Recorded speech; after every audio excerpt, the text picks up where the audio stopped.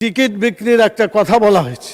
আমি চ্যালেঞ্জ দিলাম, জামাত ইসলামের কোন নেতা বলেছে আমার কাছে যে জান্নাতের টিকিট আছে বিক্রি করছি? মাননীয় প্রধানমন্ত্রীকে জবাব দিতে হবে কেন তিনি এটা বলছেন। কোরআন মাজিদে একটি আয়াতকে কেন্দ্র করে এটা ভুল বোঝাবুঝি হচ্ছে। আল্লাহ তাআলা সূরা তওবার 111 নম্বর আয়াতে বলেছেন যে আল্লাহ তাআলা জান মালকে কিনে নিয়েছেন জান্নাতের বিনিময়ে। এটা আল্লাহর কথা। আপনি জানমাল দিবেন, বিক্রি করবেন, জান্নাতে যেতে পারবেন। জানমাল আল্লাহর পথে দিবেন না, আপনার কপালে জান্নাত হবে না। এটা আল্লাহর কথা, এটা মানুষের কথা না। আমি চ্যালেঞ্জ দিলাম, জামাত ইসলামের কোন নেতা বলেছে আমার কাছে যে জান্নাতের টিকিট আছে বিক্রি করছি? মাননীয় প্রধানমন্ত্রীকে জবাব দিতে হবে কেন তিনি এটা বলছেন।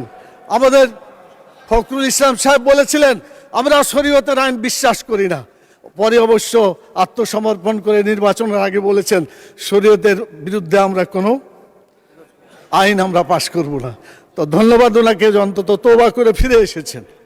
আমরা আল্লাহর আইন চাই, আপনারা আল্লাহর আইনের বিরোধিতা করবেন না বলেছেন। অতএব আসুন বাংলাদেশে মানুষের আইনের কবর রচনা করে কোরআনের আইন প্রতিষ্ঠা করি রব্বুল আলামিন। আল্লাহ তাআলা আমাদেরকে সে তৌফিক দান করুন। মাননীয় স্পিকার, কথা বলার সময় নাই।